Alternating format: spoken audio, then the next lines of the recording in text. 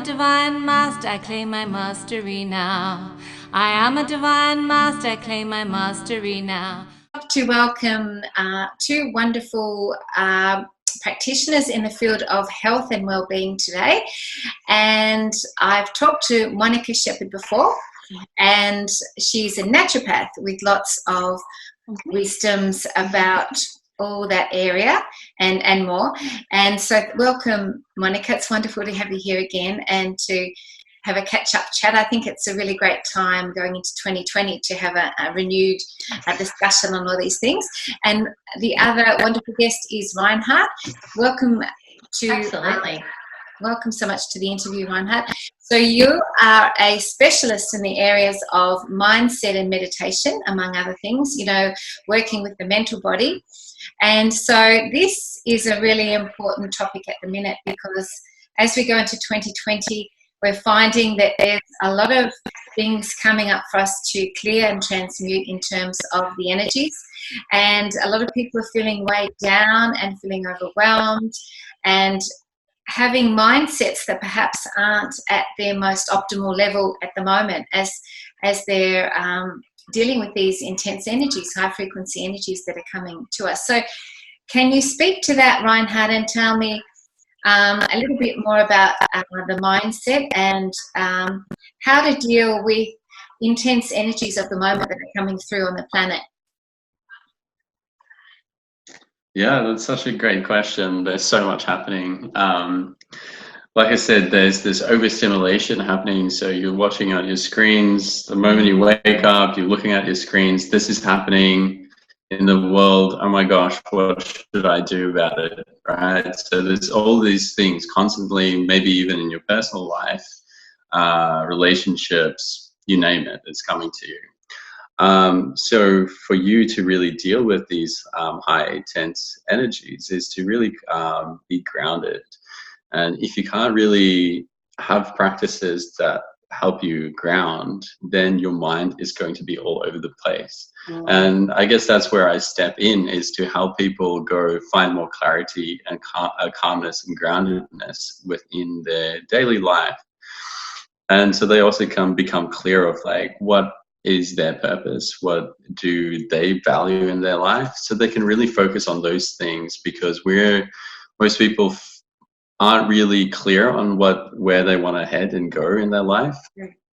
And because they haven't created clear values, all these other things are going to distract them. And so, yeah, it's a practice of becoming really clear what's really important for you, and also understanding what is in my control. And you need to look after your own mental state so that you can be calm, connected, and clear. And so that when things happen, you can go like, well, maybe this is not things that I can help. You know, there's things that are so out of our control, and us being emotional and being reactive to it is maybe not really gonna benefit myself or the people that I surround myself, or where I really want to envision myself to go. Yeah, going into those unconscious reactive responses where you don't think, but you're just reacting from old models and old behaviours that don't serve you. Yeah, that's a great point. Monica, did you want to speak to that about having a healthy mindset at the moment as well? Yeah, absolutely. Yeah. Well, I think it's so good to even just be having this conversation that we're having right now. I mean, most of what we see in the media is we're being spoken to, and we don't get a chance to talk back. We don't get a chance to talk about how we're really feeling or what we're really thinking. And so even just this opportunity now, us talking about, you know, the year, about our mindset, about how we're feeling, that's huge. And there needs to be so much more of these really, really good conversations between people, and, you know, and creating more space and more opportunities for that. And yeah, I often say to people, it's those everyday habits that we want to maintain regardless of what's going on around us. So whether that's your meditation, whether that's maintaining an 80% of your diet that is really in line with what your body actually requires from you. It's all going to physically, mentally, emotionally keep you in the best place you can be, regardless of what's happening around you. Yeah. I was just going to say, it's this sense where everyone wants to wrap the world around with leather instead of just putting leather on their feet. So they want to change the world around them instead of going like, what can I change? Because when you create a change within yourself, you're imparting that into your surroundings. Absolutely. Our inner world is just reflected in the world that we see around us. We're just holograms that we put out around us, the world that we're creating, and we're in a quantum universal field, and there are so many potentialities of what we can be in that one moment. So by co-creating our best potential and our best life, we can bring that straight into the here and now and have that quality of life. I think if you look at it in terms of a quantum consciousness, it can be really helpful sometimes. I read something recently, and I think it put it really nicely, and it was saying, instead of thinking that the world owes us something, we need to think about, what do we owe ourselves? Because that's what it starts with. The world doesn't owe me nothing, but I owe myself my healing. I owe myself my growth. I owe myself this mental state. And from that place of serving yourself, then you can serve the world and serve collective consciousness and make a contribution. I think it's a great point, because a lot of light workers and healers and people like both of you in these wonderful helping professions, we in the past perhaps have been overly focused on helping others and serving others. And we've taken out the middleman, which is focusing on our own, self-love and self-care and being the best that we can be. And there's nothing that's bad about that, because there's been this misconception that you're being selfish if you do that, if you focus on yourself. But I think it's absolutely essential, like you say, to put that as the number one priority. And from that point, we can be the best role model for others. We can have the best frequency, which goes out to the world and impacts everyone. And there's so many ways that impacts the world more than if we put our focus on others before ourselves. Definitely. I always say, like, you can't be there for anyone else if you can't be there for yourself. And I repeat that constantly, and hopefully that drills into people's mind and go, okay, if I really want to see a change in the world, I really need to be the change, And on that note, so being the change, Rynhardt, I wish that for everyone. Oh, absolutely. On that note, Rynhardt, what is the changes that you put into your life to make a difference recently? Is there anything that you can share with others that you've worked with that's really empowered you in your life? Yeah, definitely. I actually made quite a few changes, diet, lifestyle. So I've been really particularly focused on the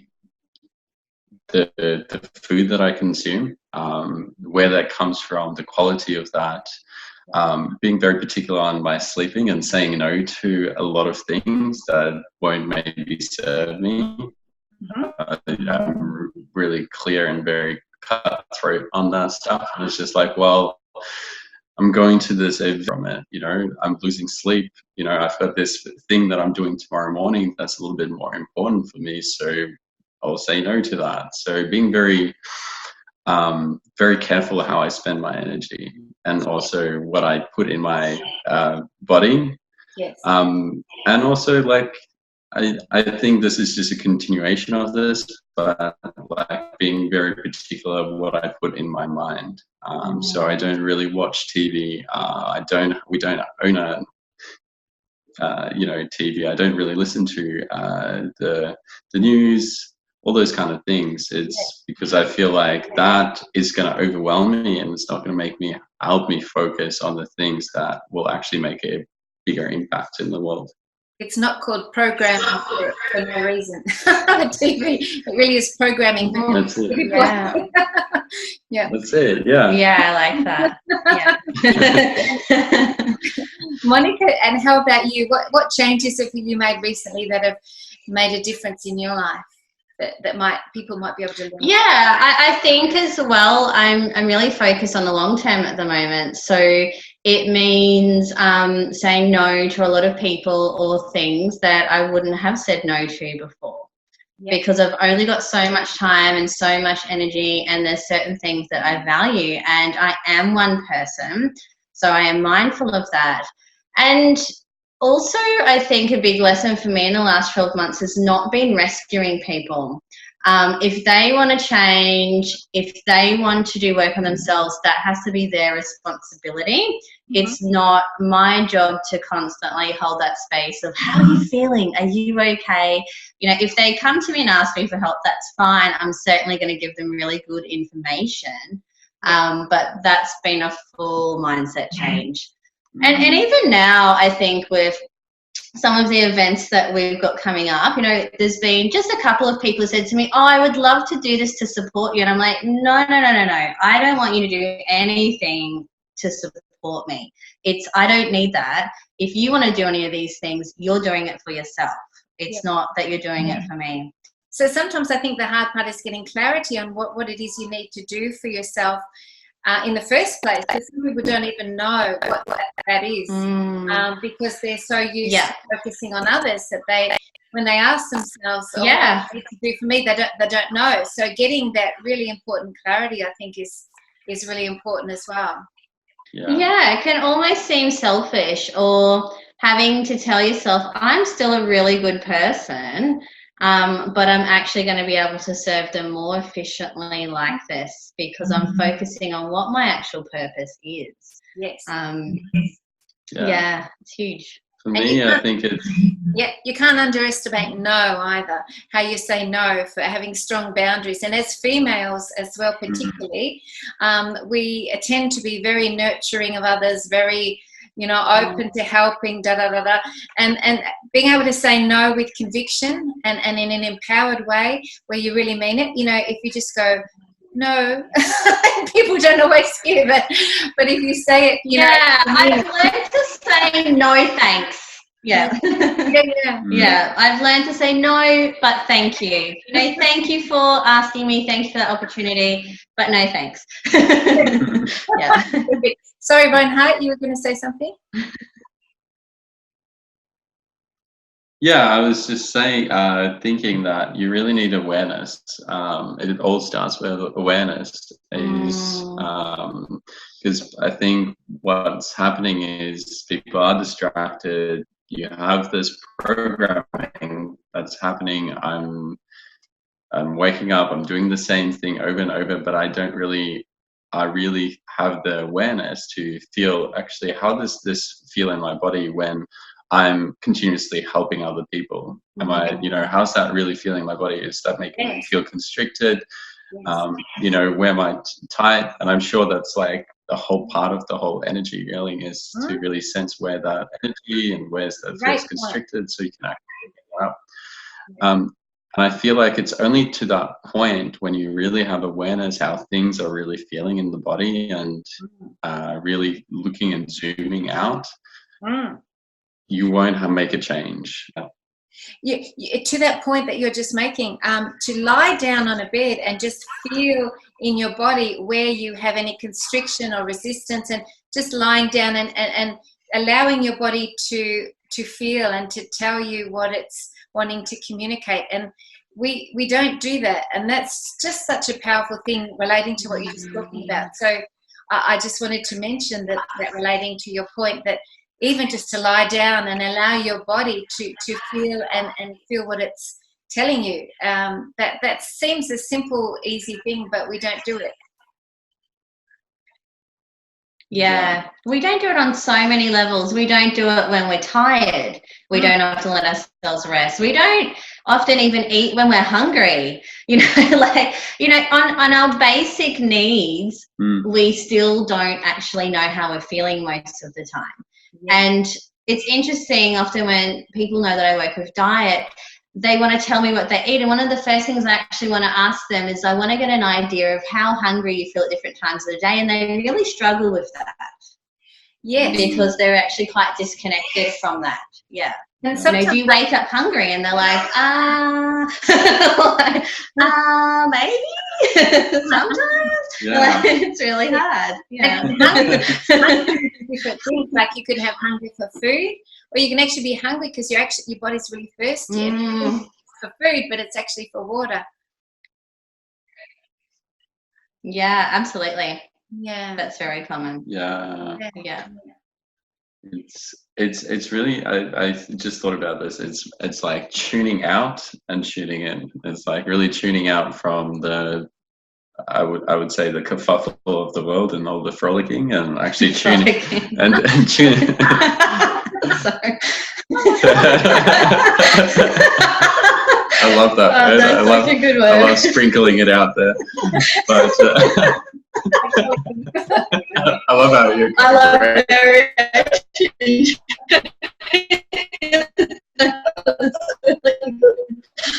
Yeah, it's like really tuning in when I'm eating this food, or when I'm helping someone. Am I really diminishing my energy, or am I uplifting my energy? You know, am I constricting, or am I opening? And I'm sure that's like a lot of what you do. Yes. I think of it in terms of when I'm... And then you can frolic with purpose. Oh, sorry, Monica. Just having a cup, and in a cup, and saying whether our cup is full or empty or half empty, and just tuning into our inner cup. That's a good way of knowing what you've just mentioned, Rynhardt. Yeah. That's a great one. Sorry, Monica, you were just saying a point. What was your point? Frolicking with purpose. Yeah, you need to. What a great point.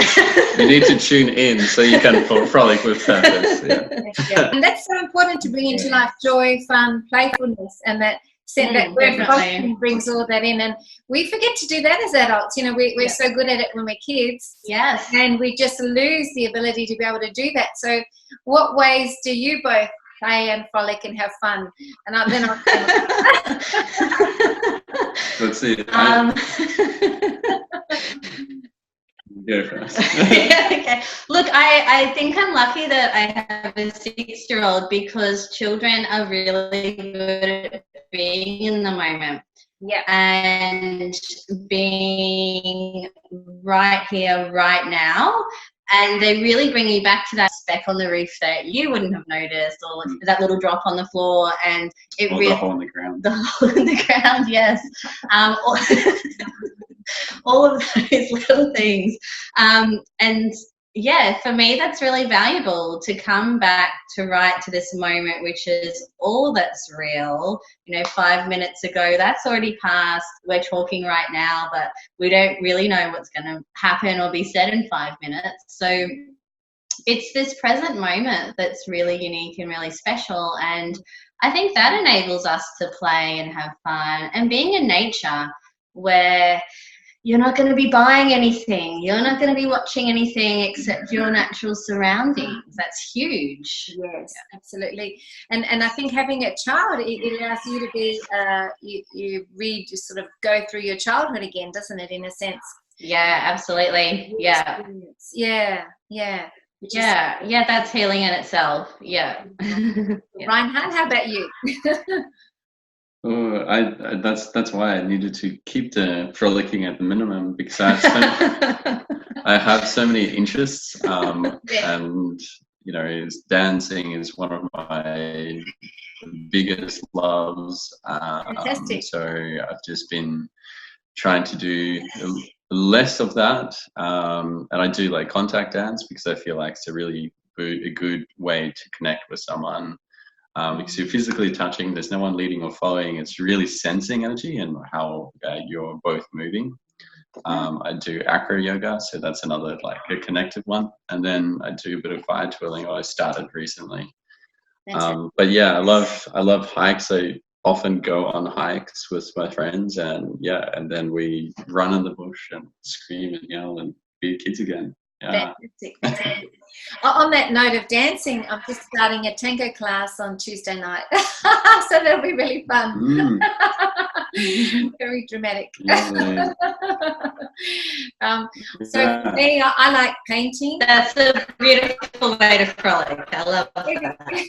Yeah. You need it. Yeah. Yeah, you do beautiful paintings. I'm seeing some of your paintings are beautiful. Thank you. That helps me to bring out that playfulness, and I guess dancing to your favorite music is a good one. And what are some other ones? Simple things like going under the hose outside, and you know, when it's really cold and you start screaming, it's really cold, you know, things like that, you know, when on a hot day. I haven't been under the hose in a while. I'll put it on my to-do list.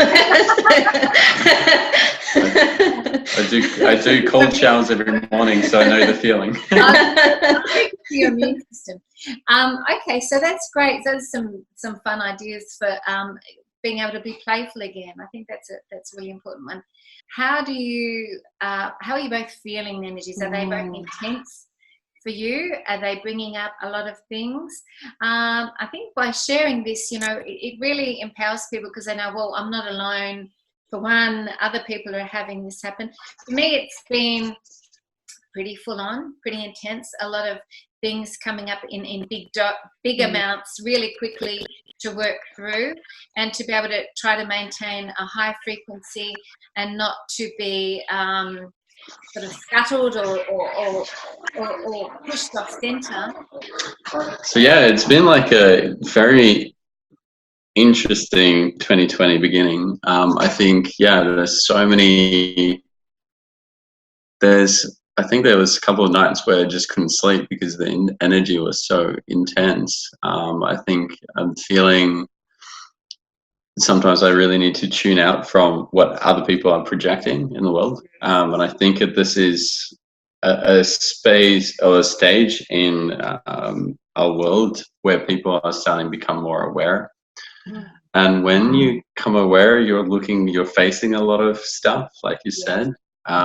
So I think even in my personal life, maybe a little things came up, but I felt like I was really grounded within all this stuff happening. So I could have sensed it. And I think, honestly, it's a good thing. Like, I feel like we're at a point where people are becoming more aware.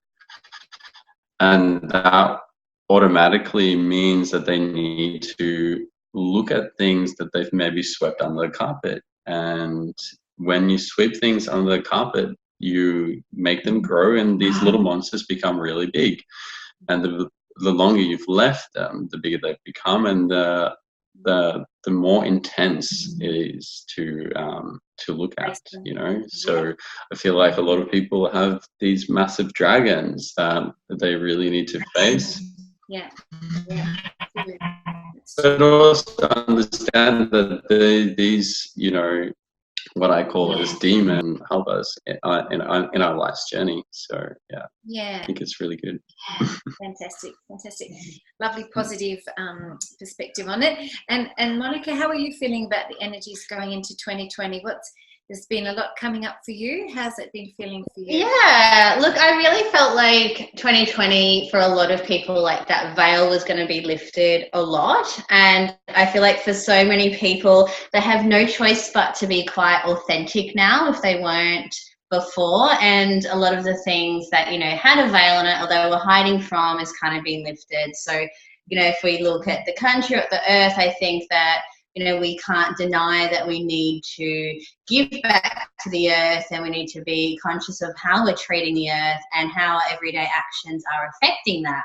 And then for a lot of people on a personal level as well, also different veils have been lifted where things that they were hiding from before, they can't hide from anymore. And I really think on a positive level, though, it has made us as a society really crave authenticity more.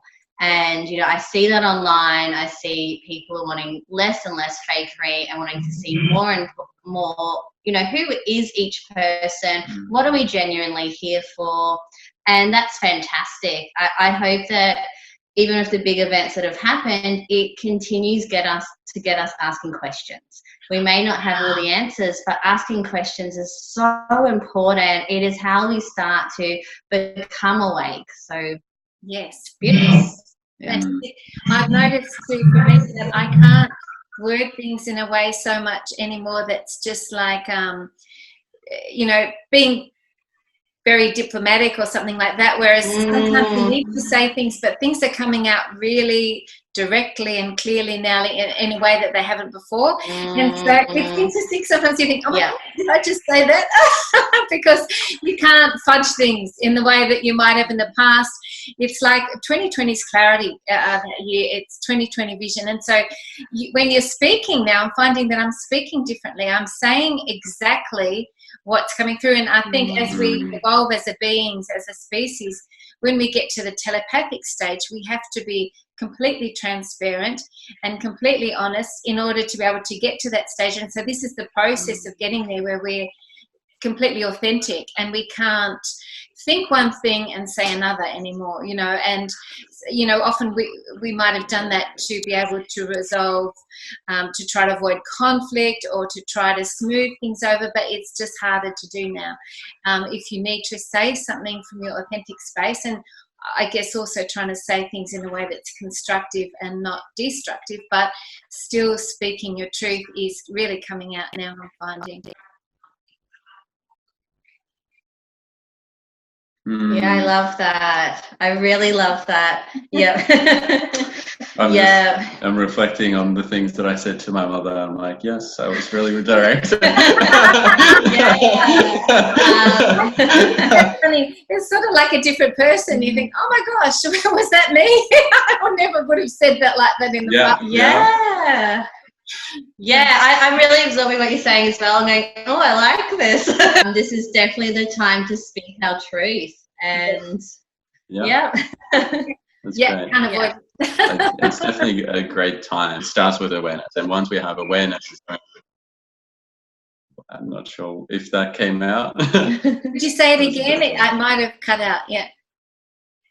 It's just that, like, I think we're coming to the point where we're becoming aware, and that's key, for us to go, okay, these things are true in my life and I can feel it in my body, and because we're becoming more conscious and more aware, we can sense our own truth and also other people's truths, and that's going to be so amazing because, like you said, Monica, we're going to ask questions, and we're going to ask questions how we're living in our personal life and how we're living as a society, and how that's impacting nature and each other.